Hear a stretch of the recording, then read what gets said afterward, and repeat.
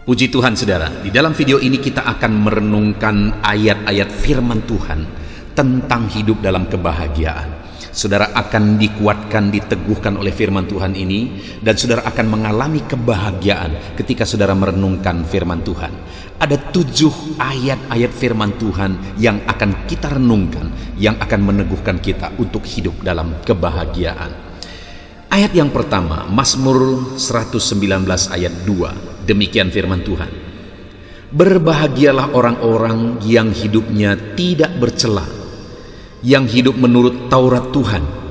Berbahagialah orang-orang yang memegang peringatan-peringatannya, yang mencari Dia dengan segenap hati. Saudara, di dalam firman Tuhan ini ada sebuah pernyataan orang yang bagaimana yang akan hidup di dalam kebahagiaan. Yang pertama, firman Allah berkata bahwa berbahagialah orang-orang yang hidupnya tidak bercela. Jadi orang yang akan mengalami kebahagiaan dalam hidupnya adalah orang yang hidup dalam kebenaran, orang yang hidup benar. Hidup tidak bercela di sini adalah hidup dalam kebenaran. Tentu saja saudara, kalau kita hidup dalam kebenaran, maka kita akan mengalami damai sejahtera, mengalami kebahagiaan dalam kehidupan kita. Kalau kita hidup dalam dosa, hidup dalam pelanggaran, hidup dalam kesalahan, maka dosa dan pelanggaran kita akan menuduh kita. Tetapi jika kita hidup dalam kebenaran, hidup tidak bercela, maka kita akan mengalami kedamaian, ketentraman, kebahagiaan dalam hidup kita. Dan juga dikatakan berbahagialah orang-orang yang memegang peringatan-peringatannya. Ada peringatan-peringatan Tuhan, ada larangan-larangan firman Tuhan. Dan dikatakan di sini bahwa orang yang akan berbahagia adalah orang yang memegang peringatan-peringatannya. Artinya orang yang berpegang kepada aturan Tuhan. Apa yang dilarang Tuhan tidak dilakukan. Dan orang yang demikian akan hidup bahagia, hidup damai, hidup tentram. Dan juga dikatakan yang mencari Dia dengan segenap hati. Yang ketiga juga dikatakan di ayat ini untuk kita mengalami kebahagiaan saudara adalah kita harus hidup mencari Tuhan. Dunia ini tidak akan bisa memberi kita kepuasan. Dunia ini tidak akan pernah bisa memuaskan hidup kita. Di dalam hati kita ada satu ruang yang hanya Tuhan pencipta kita yang bisa mengisinya.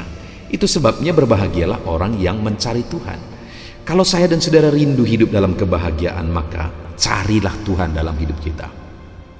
Utamakan mencari Dia.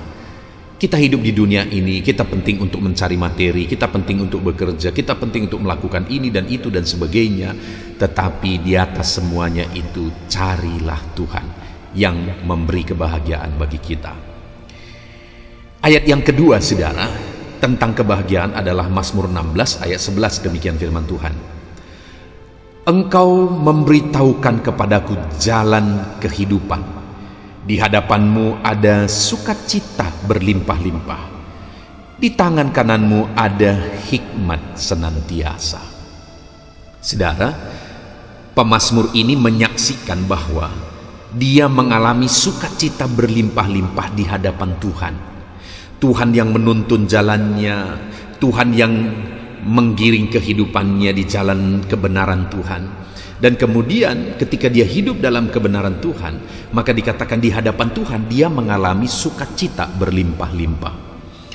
Artinya ketika dia hidup dekat dengan Tuhan, karena dia hidup dalam tuntunan Tuhan, di sana dia mengalami sukacita yang berlimpah-limpah.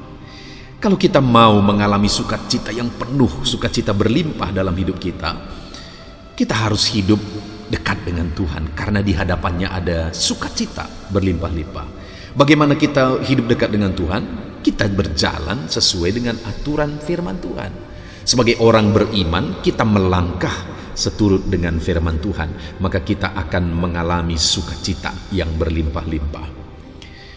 Ayat berikutnya saudara adalah dari Yesaya pasal yang ke-30 ayat 18. Demikian firman Tuhan.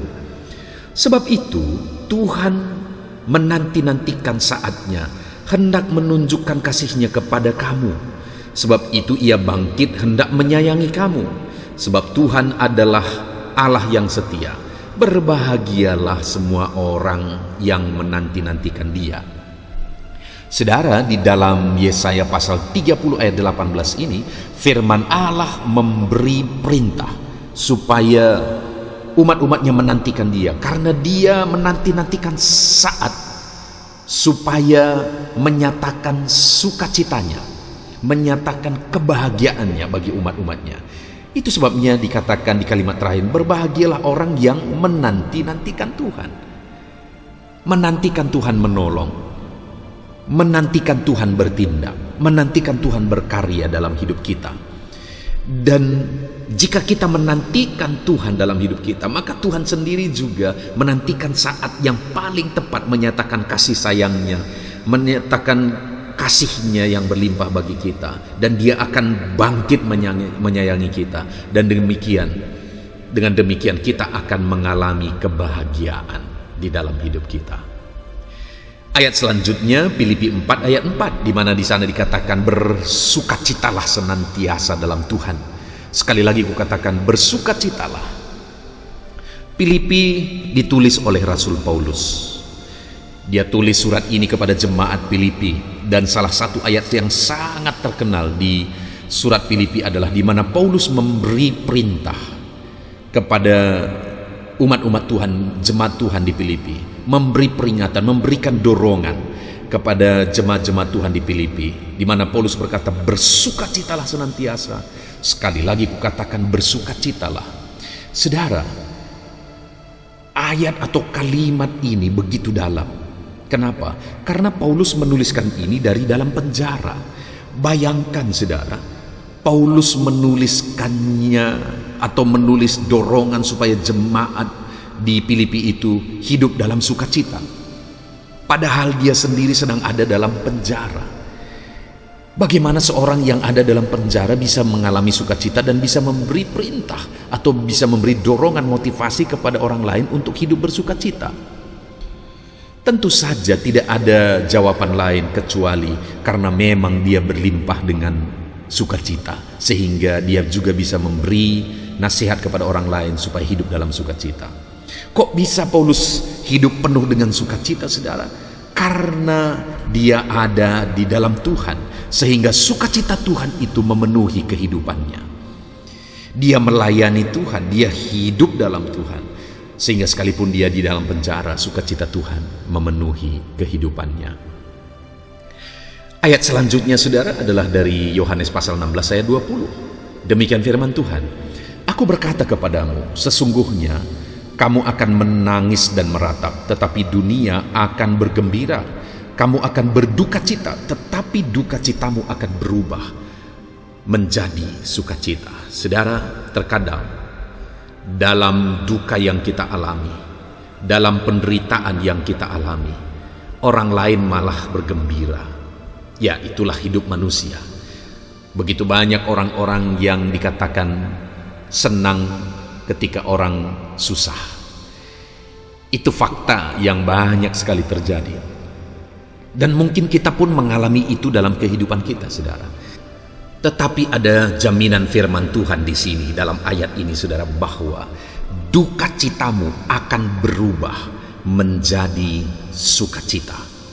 Allah kita akan membela anak-anaknya yang diperlakukan tidak benar. Ketika ada orang lain yang bersukacita ketika saudara berduka cita, tidak usah hidup dalam kebencian, tidak usah marah, karena ada Tuhan yang akan mengubah duka cita kita menjadi sukacita. Air matamu hari ini akan berubah menjadi tawa. Setiap tetesan air matamu diperhitungkan oleh Tuhan. Bahkan Tuhan mengerti bahasa tetesan air mata kita, saudara. Duka cita kita akan berubah menjadi sukacita. Ayat selanjutnya Matius pasal yang kelima, ayat 11 dan 12, saudara. Demikian firman Tuhan.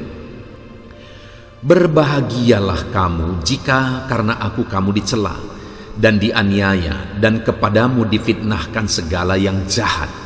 Bersukacita dan bergembiralah karena upahmu besar di sorga.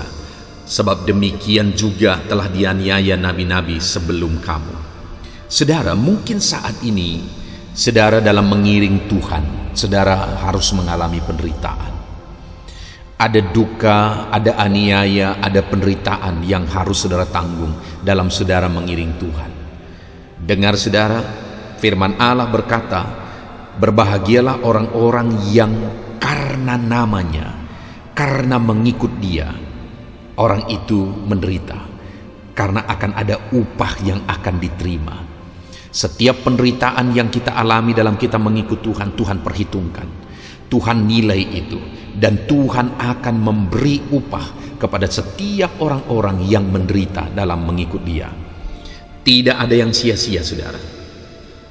Penderitaan saudara hari ini tidak sia-sia.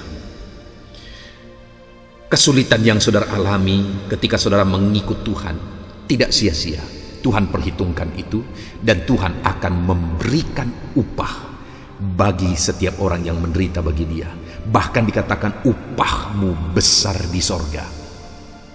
Upah yang Tuhan beri bukan hanya perkara dunia ini, saudara. Kalau di dunia ini kita terima upah, itu hanya sebentar, itu hanya sementara. Tetapi upah yang diberi Tuhan bagi orang yang menderita dalam mengikut Dia adalah upah yang besar di sorga.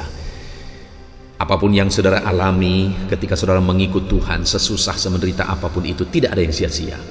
Tuhan akan memberi upah bagi setiap kita, saudara. Ayat terakhir tentang sukacita adalah Lukas 10 ayat 20. Demikian firman Tuhan. Namun demikian, janganlah bersukacita karena roh-roh itu takluk kepadamu, tetapi bersukacitalah karena namamu ada terdaftar di sorga. Saudara, kepada murid-muridnya, Yesus memperingatkan bahwa ketika murid-muridnya mengalami satu perkara yang dahsyat, di mana roh-roh kuasa kegelapan takluk kepada mereka ketika mereka menggunakan nama yang berkuasa, yaitu nama Tuhan Yesus Kristus. Tetapi Yesus berkata bahwa bersukacitalah bukan karena perkara yang kita alami di dunia ini, termasuk bukan karena roh-roh itu takluk kepadamu, tetapi bersukacitalah karena namamu ada terdaftar di sorga. Saudara, seharusnya apa yang menjadi sukacita terbesar kita dalam kehidupan kita, yaitu karena nama kita sudah tercatat di sorga. Apapun, semenderita apapun kita di dunia ini, kalau nama kita sudah tercatat di sorga, penderitaan di dunia ini hanya akan sebentar. Setelah itu kita akan mengalami sukacita, kebahagiaan, keindahan yang tiada taranya di sorga sampai selama-lamanya. Itu sebabnya selama kita di dunia ini, hal yang paling penting kita pastikan adalah kita mengalami di mana nama kita sudah tercatat di sorga. Kita mengalami kepastian keselamatan. Nama kita sudah tercatat di sorga. Kita sudah menjadi warga kerajaan sorga. Kalau itu sudah kita alami, saudara, maka kita sepatutnya bersukacita, karena dunia ini hanya sebentar. Setelah itu kita akan mengalami sukacita sampai selama-lamanya. Puji Tuhan, saudara, kita bersyukur buat firman Tuhan yang kita renungkan. Ada 7 ayat firman Tuhan tentang sukacita yang telah kita renungkan. Biarlah ayat-ayat firman Tuhan ini meneguhkan saudara, dan biarlah ayat-ayat firman Tuhan ini menumbuhkan sukacita dalam hidup kita sehingga kita penuh dengan sukacita. Puji Tuhan, bersukacita senantiasa. Tuhan kiranya memberkati setiap saudara. Amin.